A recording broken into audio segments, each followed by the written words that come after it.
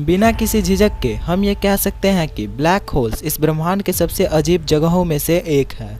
Black holes को अगर हम सिंपल भाषा में कहें तो ये स्पेस की एक ऐसी जगह है जहाँ की ग्रेविटी इतनी स्ट्रांग होती है कि कोई भी चीज़ इससे बचकर नहीं जा सकती, जहाँ तक कि प्रकाश भी नहीं। मैं हूँ फैक्टर और इस वीडियो में मैं आपको ब्लैक होल्स की सैर कराऊंगा। So let's explore.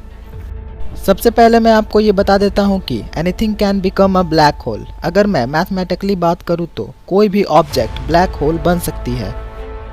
किसी भी चीज़ की डेंसिटी या घनत्व जितनी ज़्यादा रहेगी उसकी ग्रेविटी यानी गुरुत्वाकर्षण शक्ति उतनी ही ज़्यादा होगी।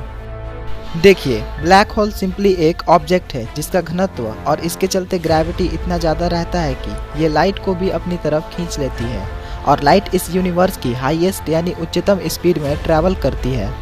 तो अगर लाइट बचकर नहीं निकल पाती तो बाकी सारी चीज़ें कैसे बचेगी? ब्लैक होल्स की ग्रेविटी से। पर किसी पदार्थ को ब्लैक होल बनाना तभी पॉसिबल है जब हम किसी भी ऑब्जेक्ट को बहुत ही ज़्यादा कंप्रेस कर दें।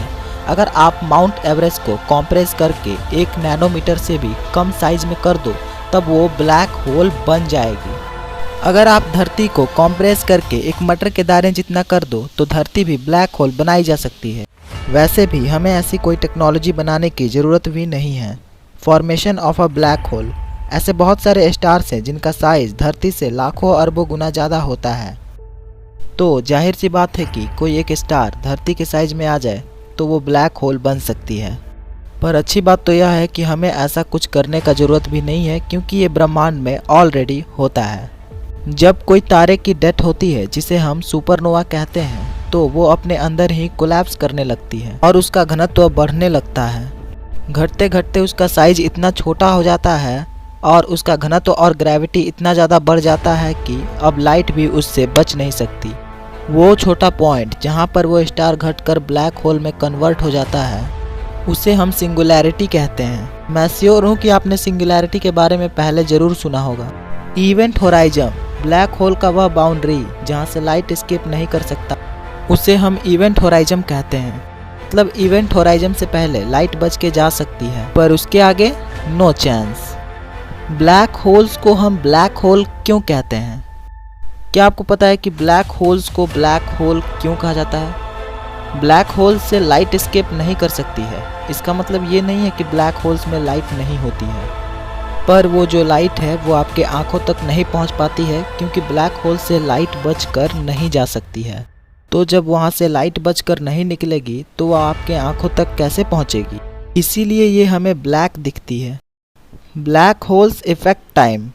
ब्लैक होल्स टाइम को भी इफेक्ट करती है। ब्लैक होल का घनत्व इतना ज़्यादा होता है कि ये स्पेस टाइम को डिस्ट्रॉयड कर देती है।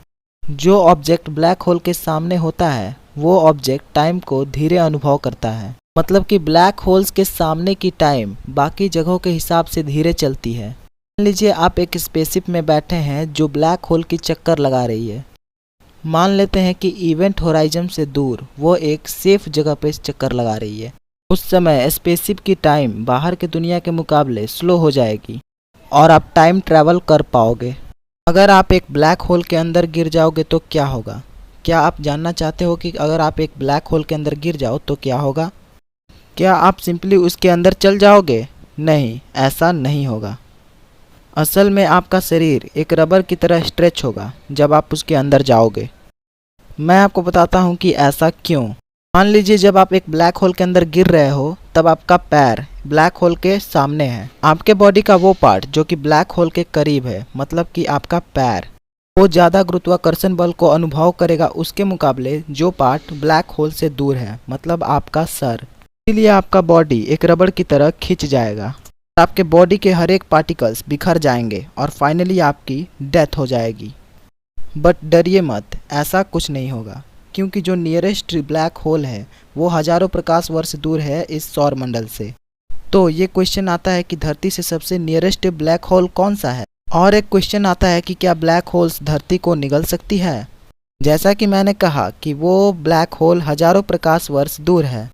सिग्नियस X1 नाम का एक ब्लैक होल है जो कि धरती से 6000 प्रकाश वर्ष दूर है और उसका मास सूर्य से 15 गुना ज़्यादा है।